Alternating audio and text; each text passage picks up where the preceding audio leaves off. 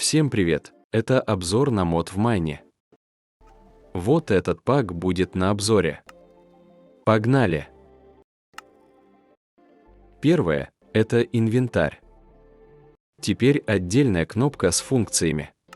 Тут есть F3 показ инвентаря ночного видения и другое.